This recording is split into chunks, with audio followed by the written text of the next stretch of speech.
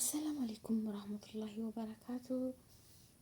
ውድና የተከበራችሁ የቻናሌ ተከታታይ ቤተሰቦች ውድ ሀገሬ ልጆች በያላችሁበት ሰላማችሁ ብዝት ትረፍ ይበልልኝ። ሙስሊም ክርስቲያን ወገኖቼ አላህ ይጠብቃችሁ፣ ወጥቶ ተመቅረት ይጠብቃችሁ። በሰላም ወጥታችሁ በሰላም ተመለሱ። እርዝቃችሁን አፍያችሁን እሱ ይክፈትላችሁ በረህመቱ። አብርሽ የቄራው ማለት ነው። እሱም በስደት ነው ያለው፣ በልብናን ነው የሚኖረው። መልካም ወንድማችን ለስደተኞች በተለይ ለመዳም ቅመሞች፣ ለሁሉም ስደተኞች ነው። ገዛኛው ግን ለመዳም ቅመሞች ተቆርቋሪ ፈጥኖ ደራሽ ድምጹን የሚያሰማልን አብርሽ ዛሬ እንግዲህ ደግሞ ዛሬ እሱ ደርሶበት አደጋ በመኪና አደጋ ከነ ባለቤቱ ሱብሃንአላህ። የሰው ልጅ ምን ይመጣብኛል ብሎ አያስብም። ተቤቱ ሲወጣ ያው ፈጣሪ ነው ለሁሉም መቼ እንደምን በቃ የሰው ልጅ ሁልጊዜም መንገድ ላይ ነን ነው የሚባለው ነገር አለ አይደለም። እኛ በኒ አደም ስንባል ጊዜያችን እስከሚደርስ ድረስ ነው እንጂ ሁላችንም በቃ አደጋን አላህ የያዘልን። ወጥቶ ተመቅረት አላህ ይጠብቃችሁ። ተቤት ስንወጣ ምንም ያጋጥመን አንልም፣ ግን በመካከል ምን እንደሚገጥመን በዚቹ በደቂቃ ቁጭ ባልንበት በሰከንዷ ውስጥ ምን እንደሚከሰት አላህ ብቻ ነው የሚያውቀው። የሰው ልጅ በቃ አንሸራቱን ውሃ ጠጥተን ትንብሎን እንቅልፋት መጥቶን በቃ የሆነ ኤሌክትሪክ ነገር ይዞን በቃ በሆነ ምክንያት የሆነ አደጋ ይደርስብናል። አላህ ይጠብቀን እንደዚህ አይነት አደጋ። እስኪ ስሙት ተጓደኛው አንደበቱን ተራሱ አብርሽም ማለት ነው ብር እየተጠየቀ ያለውና በቃ ምንም አቅቶት የላከውን ኦዲዮ አዳም የመኪና አደጋ ደርሶብን እኔም ትንሽ የማይባል አደጋ ደርሶብኝ ሚስቴ ደግሞ ያው ቀዶ ጥገና ገብታ ምናምን 4 አጥንቷ እንትን ብሎ ያው ቀዶ ጥገናው ተስተካክሎ ምናምን ነበረ። ከዛ በኋላ 24 ሰዓት ቀዶ ጥገና አድርጋ አሁን ቤት አስገብተናት ነበረ። ከዛ በኋላ በሰላም ገባችልን ብለን እንደገና ደግሞ የኩላሊት ኢንፌክሽን ነው ምናምን ብሎ ደክምክም ብላብን አሁን ኮማ ውስጥ ገብታ ያው ሌሊት ነው ማናገር። ፕሊስ እኔ የኢትዮጵያ ሕዝብን እንግዲህ ያው ጠይቄ አላቅም ከመርዳት ውጭ ታውቃለህ ተስፍሽ። አሁን ባለቤቱ የምትገኝበት ሁኔታ ደግሞ እንደምታዩት ነው በፎቶው ላይ። ስለዚህ ኢመርጀንሲ ነገ እሁድ ማለት ነው ምሽት ከ3 ሰዓት ጀምሮ በእኔ ቤት የተወሰነ የገቢ ማሰባሰቢያ አድርገንለት ለዚህ ወንድማችን ለሱም ለባለቤቱም ቶሎ መድረስ ይጠበቅብናል። ስለዚህ እና እንደምትሰሙት እንደሰማችሁት ነው። እርዳታ ይፈልጋሉ ወንድማችን። የቻላችሁ በገንዘባችሁ፣ ያልቻላችሁ ደግሞ በዱዓ በጸሎት ሁላችንም እናስበው። የሰው ልጅ አንድ ነገር ሲመጣ አደጋ ላይ የሰው ልጅ አስቦት አይደለም። አብርሽ እውነት አላህ እንደው ጥሩን ሰው ይፈትናል ፈጣሪ፣ ጥሩዎቹን ይፈትናል። ለሰው የሚደርሱትን የሚቆረቆሩትን ገንዘብ እንድንይዝ አላግባብ የሆነ በቃ አልባሌ ቦታ እንዳንውል መካሪ ፈጥኖ ደራሽ ሱብሃንአላህ። ዛሬ ደግሞ እንዲህ እሱ በአደጋ ላይ ባለቤቱ 4 ጊዜ ጠጎ ያኔ በጣም የመኪና አደጋ እሷ ላይ በጣም እንትን ብሏታል። እሱም ያለበት አሁን ጭንቁና ሀሳቡ ያለው ለባለቤቱ ነው። ባለቤቱ እንደገና አሁን ደግሞ ኩላሊቷ ኢንፌክሽን ፈጥሯል ብሎ አሁን ኮማ ውስጥ ነው ያለችው። መሰማትም ምንም ማለት አትችልም እያለ እና ያ ደግሞ ክፍያ ታውቃላችሁ። በስደት ያላችሁ እህት ወንድሞቼ ማለት ነው ኑሮ ከባድ ነው ወላሂ። በውጭ ሀገርም ኑሮ ውጭ ሀገርም አገር ቤት ላለ ሰው አገር ቤት ማሻላ ያለ ሰው የሚያስቡን እኛ ብር ላይ ጉዝጓዝ አድርገን የምንተኛ በቃ ብር እንደ ልባችን የምናገኝ ነው የሚመስላቸው። ወላሂ በስደትም ብዙ ችግረኞች አሉ። ብዙ የቤት ኪራይ ሊከፍሉ ያጡት፣ የሚበሉት በቃ ብዙ የሚመገቡበት፣ የሚጠጡት፣ የሚለብሱት ብዙ የተቸገሩ ወገን አሉ። አንዳንዶቹ ደግሞ ሰርተው እጅ ወዳፍ፣ አንዳንዶቹ ደግሞ አላህ ሱብሃነሁ ወተዓላ የረዘቃቸው ራሳቸውም ተሻሽለው ቤተሰቦችንም የሚረዱ አሉ ማለት ነው።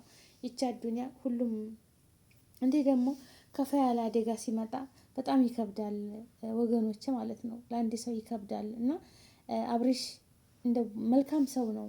ያው መልካምን ሰው በቃ ፈተና ይበዛበታል። ወላሂ መልካም ሰዎች ፈተና ይበዛባቸዋል። ብቻ አላህ ይድረስልህ፣ ባለቤትህን አላህ ያሸርልህ፣ አላህ ሙሉ አፍያዋን ይመልስልህ። እሱ ያመጣውን አጥንቷንም ጥግንግን አድርጎ እሱ በራህመቱ በሁሉ ነገር ሰውነቷን ሁሉ አሽሮልህ በደስታ የምትኖሩ አላህ ያደርጋችሁ ኢንሻአላህ። ተንም አላህ ያሽርክ። አላህ ደግሞ መልካም የሀገራችን ሰዎች አሉ፣ ደጋጎች ሀብታሞች አሉ። ብዙ ብዙ ኢትዮጵያውያን ሀብታሞች ገንዘብ ያላቸው እነሱ ደግሞ በቃ ለአንተ ፈጣሪ ረድቶህ እንዲያግዙህ ያድርግልህ። አይቸግረውም አላህ ሁሉን ነገር ማስተካከል ይችላል። ፈተና ያው ይመጣል፣ አልሐምዱሊላህ ብሎ መቀበል ነው፣ ተመስገን ማለት ነው። ሌላ ምን ይባላል? ምንም ወላሂ አንድ ነገር አደጋ ተመጣ በኋላ ብንነሳ ብንወድቅ ብንፈጥር ምንም የምናመጣ ነገር የለንም። ወላኪን አልሐምዱሊላህ ብሎ ተመቀበል በቃ ሌላ ነገር የለም። በሰው ሀገር ላይ እያላችሁ ምንም ነገር አይንካችሁ ወገኖቼ ማለት ነው።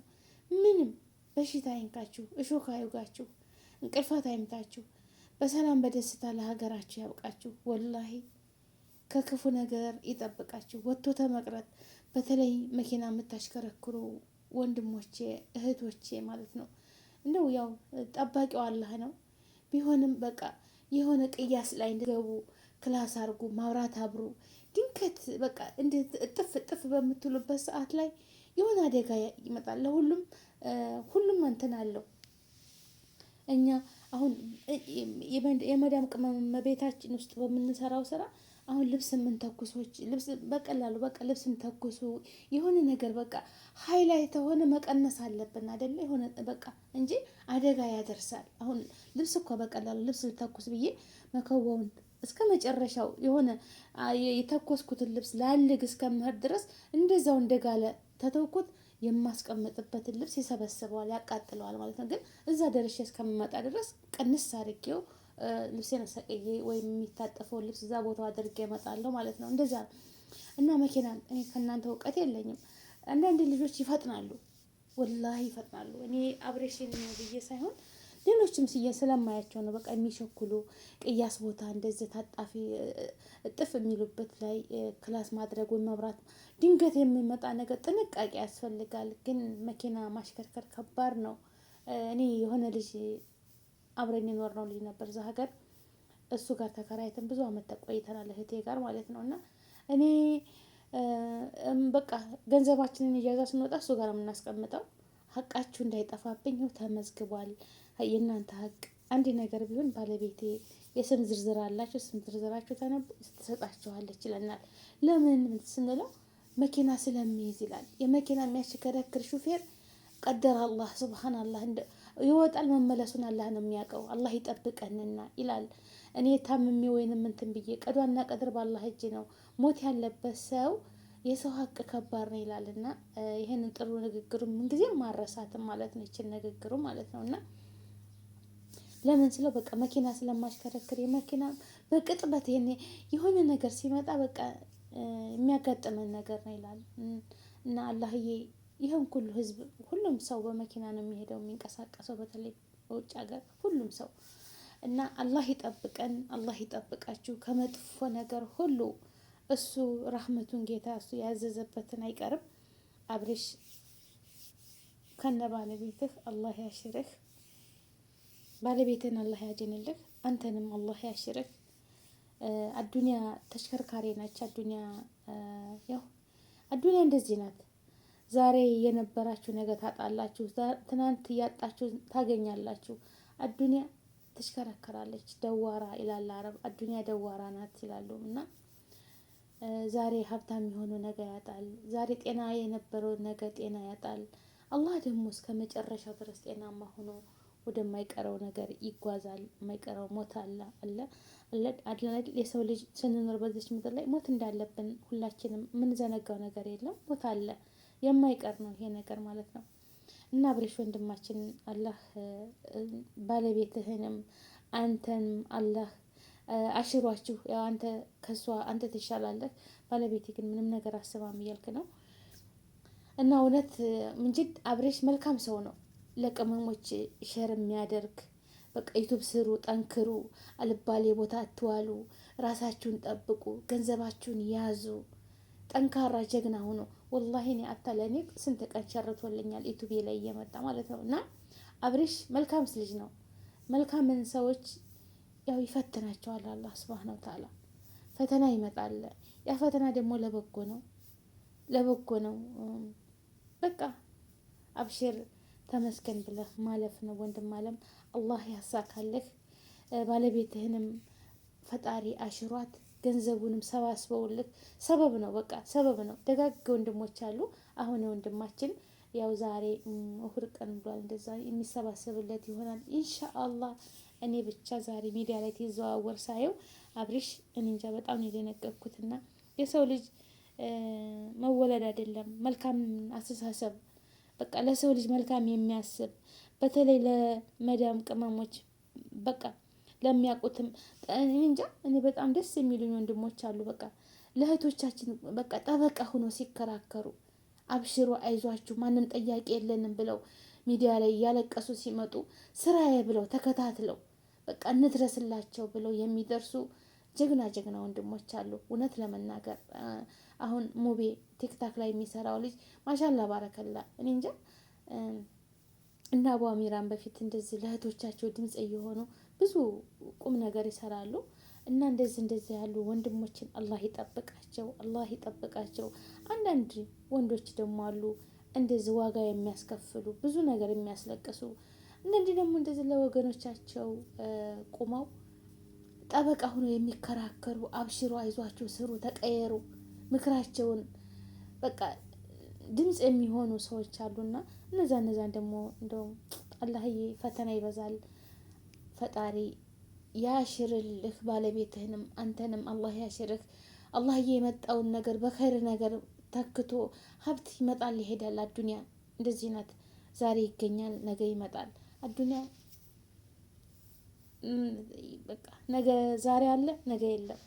ስለዚህ ዋናው ጤና ነው። አላህ አፊያችሁን ሙሉ አፊያ ይመልስልህ። ባለቤትህን አላህ ያሽርልህ። ኢንሻአላህ ተሽሏታል ብለህ አንተንም ዲና ባለቤትህ እንደገና በሚዲያ ላይ የምናያቸው ያድርገን። አብርሽ መልካም ወንድማችን ነህ።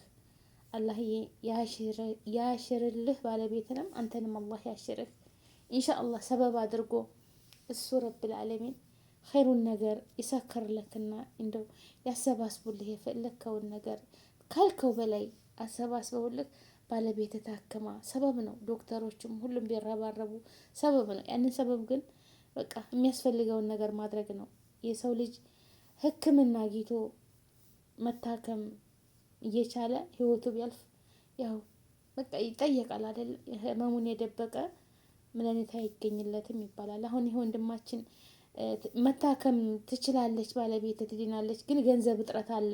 ያንን ሰው አልጠይቅም ብሎ ሆዱን ዝም ቢል ብዙ ነገር ይከሰታል። ምነው ወገኔን ጠይቄ በነበር፣ ምነው እንደዚህ እኮ ነው በነበር ይላሉ። ማንኛችንም ግን ሰበቡን ማድረስ ነው። አላህ ያሰባስብልህ። አላህ ሱብሃነሁ ወተዓላ እሱ ይርዳህ፣ ፈጣሪ ይርዳህ፣ ያሰባስብልህ፣ ገንዘቡንም ይሰብስብልህ። አንተንም እሷንም አላህ ያሽራችሁ። በቤታችሁ ሳቅና ደስታን ይውላላችሁ። ሁሉም የሀገሬ ልጆች በያላችሁበት ከድንገተኛ አደጋ አላህ ይጠብቃችሁ። አላህ ይጠብቀኝ። ሁላችንም ከእንደዚህ አይነት ፈተና አላህ ይጠብቀን። እንደ ወጥቶ ተመቅረት አላህ ይጠብቃችሁ። ያሰባችሁትን ሁሉ ያሳካላችሁ። እህት ወንድሞቼ፣ ሰላም ለሀገራችን፣ ሰላም ለሕዝባችን ይሁን። በሰላም በደስታ ኑረን በቃ ይችን ዓለም ከፈተና ሁሉ አላህ ይጠብቀን። ከድንገተኛ አደጋ አላህ ይጠብቀን። ሙሉ አካል እንደፈጠራችሁ አላህዬ በቃ በጤና በአፍያ ለማይቀረው ያው ሞት አትቀርም። እንደ ሙሉ አካላችንን አላህዬ እንደፈጠረን አንዲት ስቃይ ታይደርስብን በቃ ወደማይቀረው ሰው ልጅ ሰው ነውና ሟች ነን። ሁሉም ሟች ነው ወላሂ። ግን አሟሟታችን አሳመረልን። የሰበሰብነውን የቋጠርነውን የያዝነውን ለሰደቃም እንዲበቃ ለዘመዶቻችንም እንዲሆን እንደው ባክናችሁ እንደወጣችሁ አትቅሩ። አላህ እኔንም እናንተንም አላህ ይጠብቀን። ሀገራችንን ሰላም ያደርግልን። በሰው ሀገር ስንኖር የምናስቀምጠውን በቃ ሁሉ ነገር ከአላህ ውጭ ቤተሰቦቻችን አያውቁ። ባንክ እኮ ያለ ነገር ችግር የለም። ሀገራችሁ ቡካችሁ ቤተሰብ ጋር ሆኖ ገንዘባችሁን ያው አስመስክረውን በዘመድም በዛም ለሰደቃም ልጅም ካላችሁ ለልጆቻችሁ፣ አለበለዛ ሰደቃም ሰደቁ ውርስም ወረሱት ይሆናል። ግን እመዳን ቤት ሆነው እመዳን ቤት ተቀምጦ አንድ ነገር ቢከሰት ያ ማንም አያገኘውም ማለት ነው። በቃ አላህን የፈራሽ መዳን ብቻ ናት የምትሰጠው እንጂ አላቅም ብትል ትችላለች አይደለም። እና እንደ ወጥቶ ተመቅረት አላህ ከእንደዚህ አይነት መከራ ይጠብቃችሁ ይጠብቀኝ። ሰላም ለሀገራችን፣ ሰላም ለህዝባችን። ሀገራችንን ኢቶን ሰላሟን ምልስ ያድርግልን። በያላችሁበት ሰላማችሁ ይብዛ።